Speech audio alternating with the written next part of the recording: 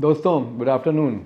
आज मैं आपको इलाज के दौरान पॉजिटिव एटीट्यूड के होने वाले फ़ायदे के बारे में बताता हूं और एक ऐसे किस्से का शेयर आपसे कर रहा हूं, ऐसे पेशेंट का ट्रीटमेंट शेयर कर रहा हूं जो कि केवल उस पॉजिटिव एटीट्यूड के कारण वह एक दूसरी ज़िंदगी लेके यहाँ से घर गए थे। यह किस्सा है मेरे मित्र पुराने श्री पारिक जी का। 2023 की बात है, जब वो आए थे, एडमिट हुए थे मेरे पास, बहुत ज़्यादा क्रिटिकली इल थे। उन्हें दोनों तरफ लंग्स में निमोनिया हो गया था और जिसके कारण उनकी ब्लड के अंदर ऑक्सीजन की मात्रा बहुत गिर गई थी। 78% सैचुरेशन था उनका रूम एयर पर, जो कि वेरी सीवियर कहलाता है। और जब आए थे तो इमीडिएटली मैंने देखा उनका ब्लड प्रेशर हाई था, उनकी ऑक्सीजन की मात्रा लो थी, लंग्स उनके पूरी तरह से कंजेस्टेड है, वो बोल नहीं पा रहे थे, पैरों में सूजन थी, पूरे शरीर में सूजन थी। तो ये क्रिटिकल कंडीशन थी और चूंकि उनका पहले से वेट बहुत ज़्यादा है तो ओबेसिटी के चलते ये सारे के सारे कॉम्प्लिकेशन बहुत गंभीर दिख रहे थे।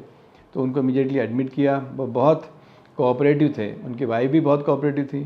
तो यहाँ पर एक बार बार मुस्कुराते थे और बहुत होपफुल थे। वो समझ रहे थे कि क्रिटिकल हैं। उनको जब बताया, एक्सरे हमने किया तो दोनों लंग्स में एक्सटेंसिव निमोनिया आया।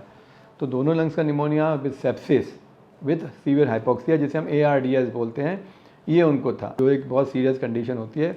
और ये तय था कि हम चूंकि मास्क से ऑक्सीजन दे रहे थे फिर भी ऑक्सीजन लेवल लो था, तो उनको वेंटिलेटर पे लेना था, ये तय हो गया था। उनको भी बताया, उनकी वाइफ को भी बताया, पर वो मुस्कुराते रहे।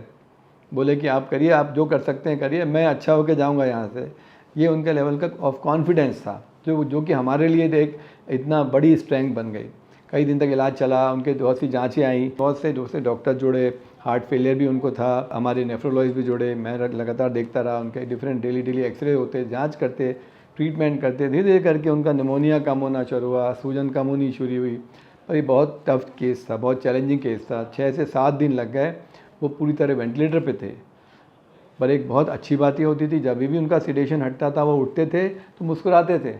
बोल नहीं पाते थे क्योंकि एंडोट्रेकियल ट्यूब लगी हुई थी, पर हमेशा मुस्कुराते थे। हमेशा उनका मैसेज ये होता था कि मैं अच्छा होकर जाऊँगा, आप तो अपना काम करते जाइए, आप और अपनी टीम अपना काम करते जाइए, लिख लिख के वो देते थे हमको।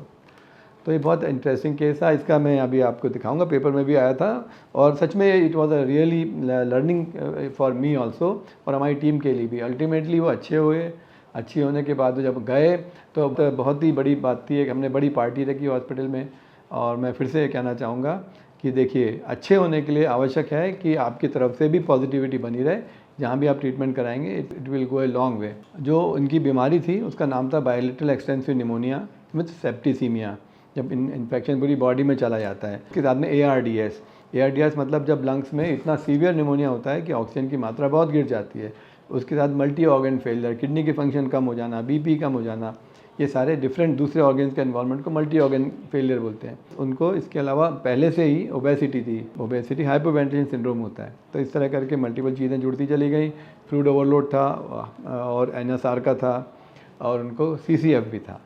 तो ऐसे करके मल्टीपल बीमारियां थी, जो कि अपने आप में बहुत बड़ा चैलेंज होता है। उनकी एज भी 60 ईयर्स की थी, पर वो अच्छे होके गए और हमारे लिए यादगार दिन था। एक बात बताऊंगा कि इस समय इस पूरे क्यों वो इतने बीमार पड़े। एक तो कुछ उनकी तरफ से केयरलेसनेस थी, वेट वो अपना कम नहीं कर पा रहे थे। कहीं ना कहीं उनको एक्सपोजर ठंड का हो गया था। खाने का तो कंट्रोल करते थे, पर वो कहीं भीड़ में किसी फंक्शन में गए थे तो संभवतः वहाँ से इन्फेक्शन लेके आए थे। तो ऐसी जो रिस्क फैक्टर्स ऐसी बीमारियों के लिए होते हैं, वो होते हैं कि यदि आपका शुगर अनकंट्रोल्ड है, यदि आप इम्यूनो कॉम्प्रोमाइज्ड हैं, यदि आप एक सीडेंट्री लाइफ स्टाइल जी रहे हैं, बैठे रहते हैं, लेटे रहते हैं, और यदि आप एक्सरसाइज करें, वॉकिंग करें, रेगुलर जिम जाएं या कुछ और एक्टिविटी में अपने आप को इन्वॉल्व करें, तो ये चीज़ों की संभावना कम होती है। तो इन सारे फैक्टर जो कि रिस्क फैक्टर्स होते हैं, उनके चलते ये स्थिति बनी पारिक जी के साथ में।